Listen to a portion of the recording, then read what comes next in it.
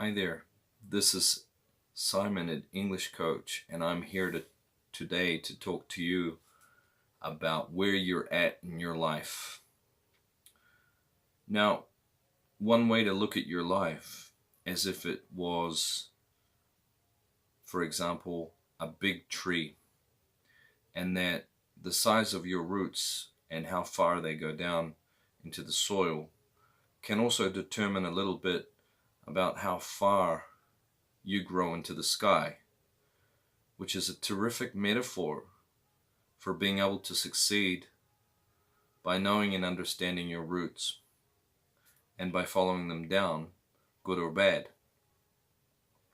So the first point is knowing yourself. Knowing yourself is a journey or a process that takes many years.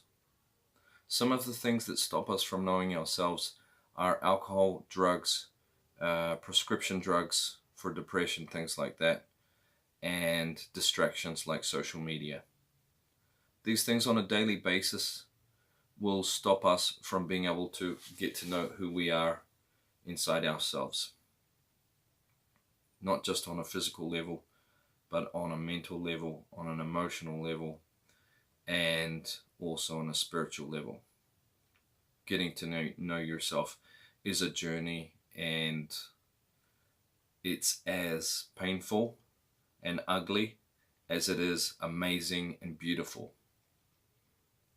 It's important because you can acquire power from it to continue your life in the way that you would like to live it, so that you're congruent with your desires. The second idea is looking at your life in terms of different aspects.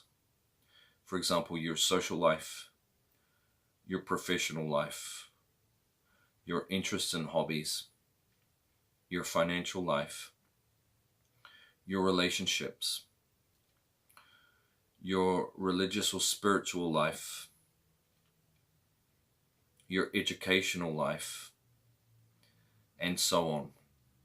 So splitting your life into these different categories and understanding how much you enjoy that part of your life, one, and how much you hold that part of your life important as a priority, two,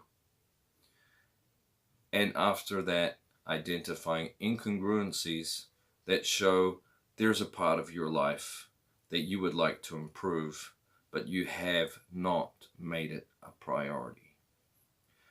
The third part is you are your life in terms of the people who are around you.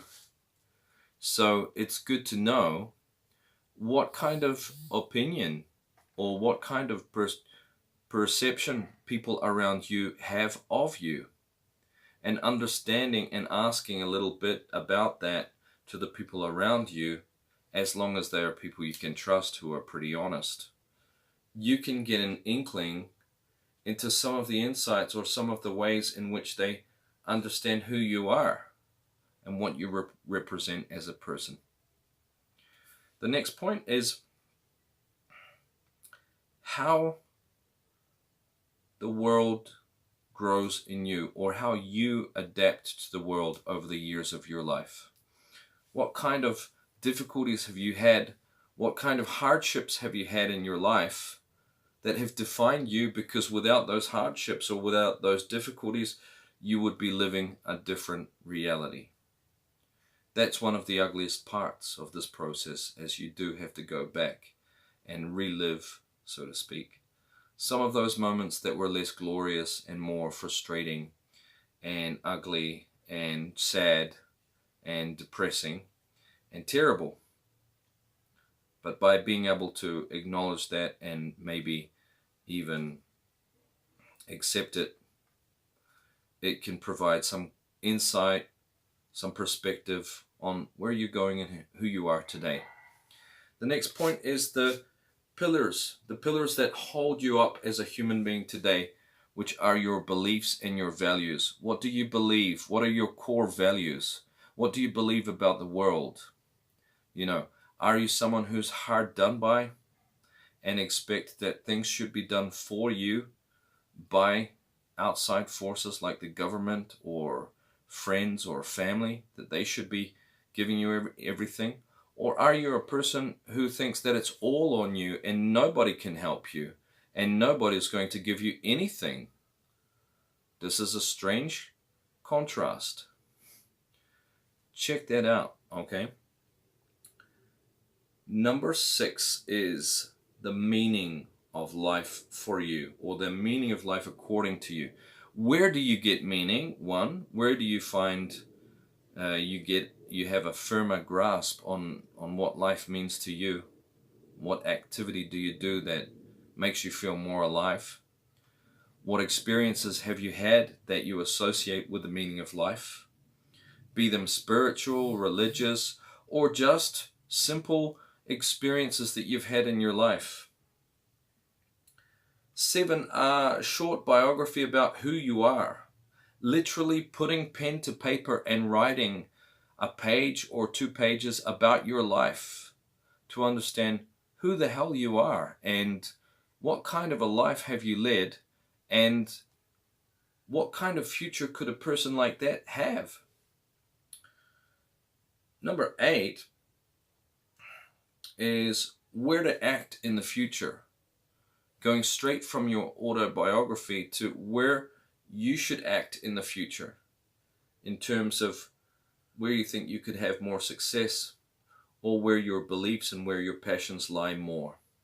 And the last one is about abundance and prosperity and being able to celebrate each day as a learning experience and celebrating each experience as an opportunity to grow. None of the things that I've mentioned today are easy. All of them are a challenge. They are part of an evolutionary process that happens within, and not over thousands of years, but within one lifetime of your experiences. When you are awake and aware and ready to embrace life in a way conducive to the desires and the beliefs that you may have about life. Remembering that beliefs about life that are positive, that incorporate ideas like growth, that incorporate ideas like happiness and union, they seem to provoke the kind of actions and the kind of realities which are more connected to abundance and independence and strength. So it's about looking at all of those things and getting insights from each one of them. And then from all of that information, from all of those insights, creating a plan for the future. Thanks for being here today and watching my video. I hope you like and subscribe. And I hope you watch my channel more often. Bye.